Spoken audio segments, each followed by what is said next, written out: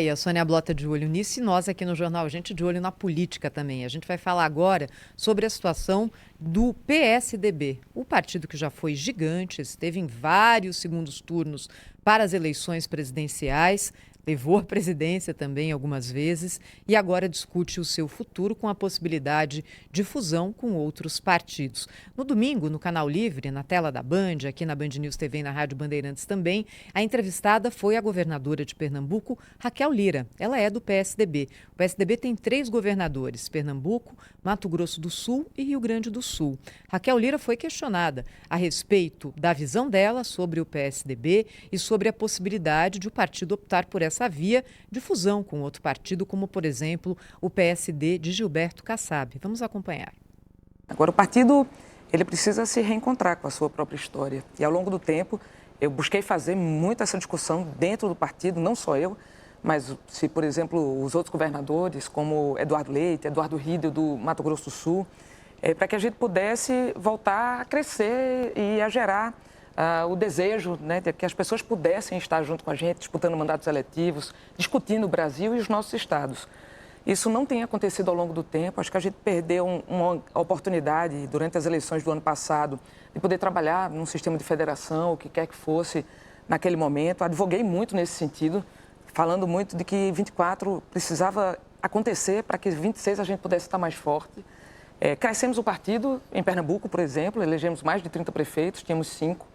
Mas o fato é que o PSDB hoje ele precisa encontrar o seu caminho.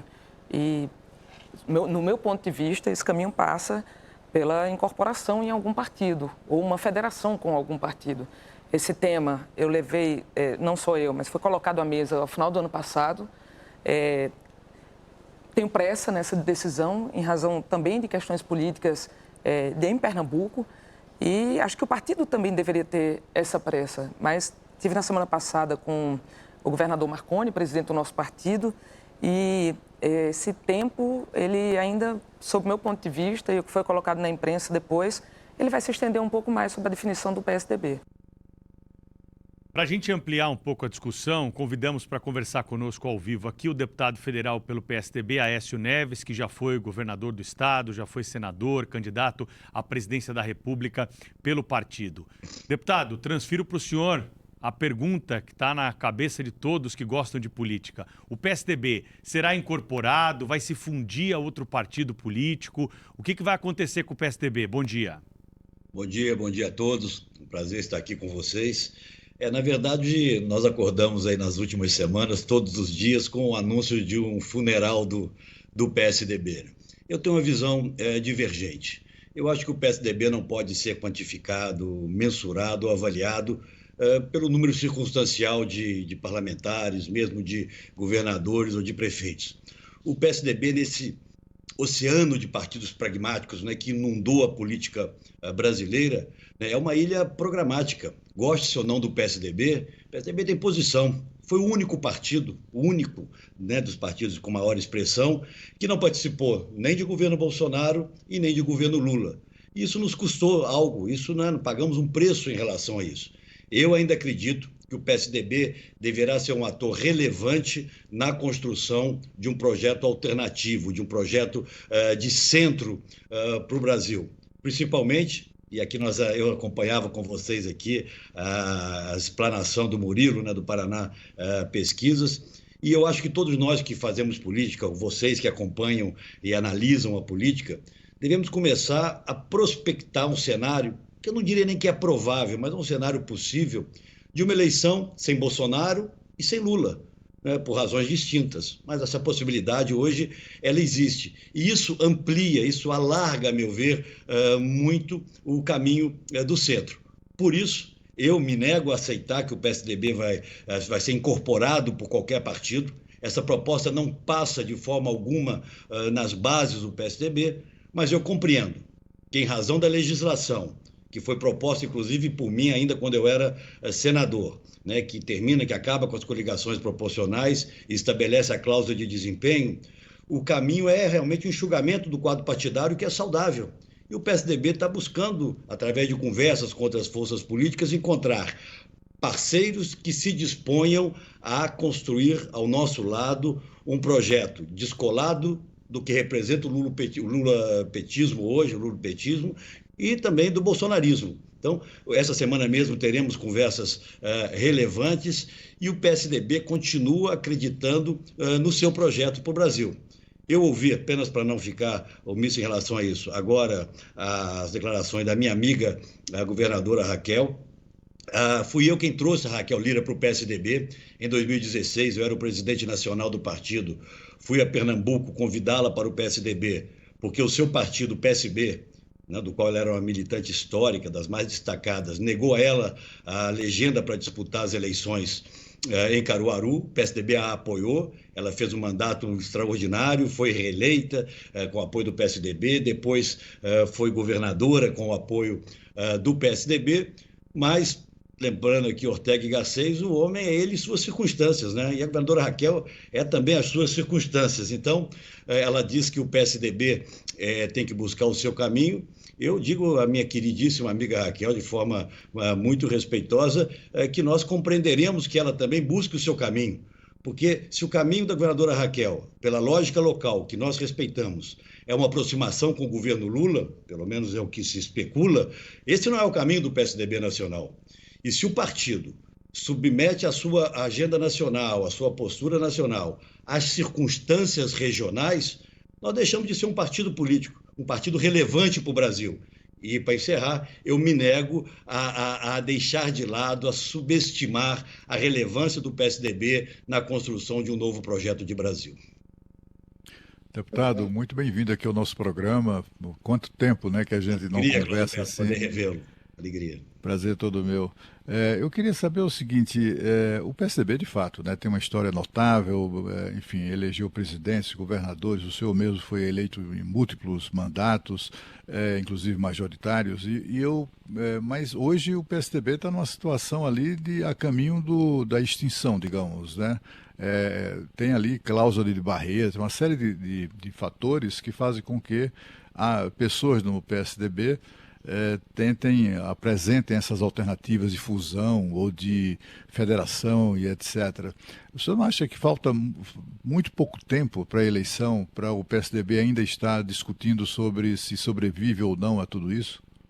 Olha, Cláudio Humberto, mais uma vez agradeço o convite para participar com vocês aqui do Jornal Gente.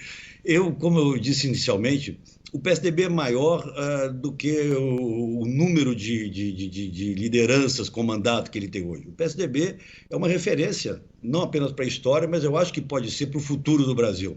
E acho que o tempo nos permite ainda a construção daquilo a que eu tenho me dedicado. Uma aliança com outras forças de centro que parta de algumas premissas. A primeira delas, o lançamento de um projeto novo para o Brasil, distante dos dois extremos, né? Liberdade programática, né? A manutenção daquilo que nós acreditamos, ainda a defesa do parlamentarismo, do voto distrital. Somos liberais na economia, mas compreendemos o papel extremamente relevante do Estado na busca de uma maior inclusão social. Eu considero o PSDB ainda um partido moderno. Agora, cometemos erros, estamos pagando um preço altíssimo por esses erros.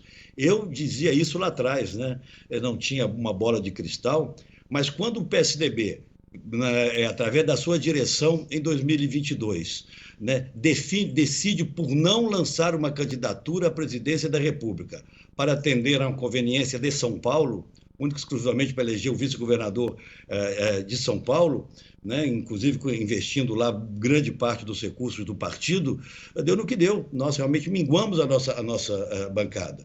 Mas eu não descarto, Cláudio, nem a possibilidade de, se essas fusões, incorporação está fora de cogitação, porque ela teria como consequência o fim do partido, do seu programa, do seu comando sobre o seu próprio destino. Mas eu acredito que mesmo como nós estamos hoje, nós teremos toda a condição de alcançar a cláusula de desempenho. Talvez não tenhamos a condição de lançar uma candidatura com o mínimo de viabilidade.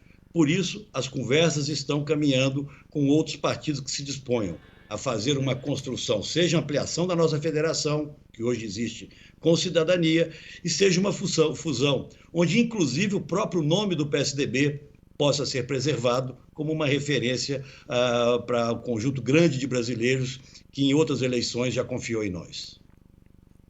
Deputado, seja muito bem-vindo ao Jornal Gente, um prazer falar com o senhor. Já falamos como o senhor era governador, agora falando sobre o futuro do PSDB, um partido criado em 1988 e que veio com tudo e com grandes nomes, né? O senhor foi para o partido em 1989, o senhor foi governador, o senhor, enfim, se elegeu senador e o senhor quase foi presidente da República. Assim, foi muito pouco o que a então presidente Dilma Rousseff venceu aquela eleição.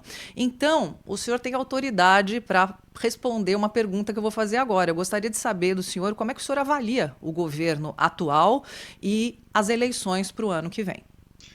Olha, eu sempre fui um crítico do governo Lula na sua essência, né? Na sua visão de país, na sua inaptidão para a gestão pública. E, infelizmente, o que nós assistimos é o Lula, que se chama agora, né, vocês costumam chamar o Lula 3, não é? Terceiro mandato do Lula, parece que pouco aprendeu com os erros do passado. Eu adjetivaria dizendo que é um governo paquidérmico, é um governo enorme, que repete a mesma lógica, o mesmo modus operandi do PT de ocupação dos espaços públicos para, a partir disso, construir a sua base de apoio, e não por um projeto de país. É um governo paralisado, cada vez mais refém do Congresso Nacional. E eu faço justiça aqui, isso não começa no governo Lula. Governos fracos tendem a cada vez mais serem reféns, dependentes do Congresso Nacional. E numa análise que foge um pouco, né, especificamente do governo Lula, houve uma ampliação exagerada do poder do Congresso Nacional, e olha que eu sou congressista, já fui presidente da Câmara, como você sabe, já fui líder do governo Fernando Henrique por muitos anos. Houve um exagero nessa tomada de poder do Congresso Nacional. Mas isso só ocorre quando um governo frágil dá espaço. E eu vejo o governo Lula um governo cada vez mais preocupado com a sua sobrevivência do que em apresentar um projeto de país. Mas, deputado, aí não contraria com a ideia, o ideal do parlamentarismo que o PSDB defende? O senhor defende o parlamentarismo, agora o parlamento está mais forte e há uma crítica?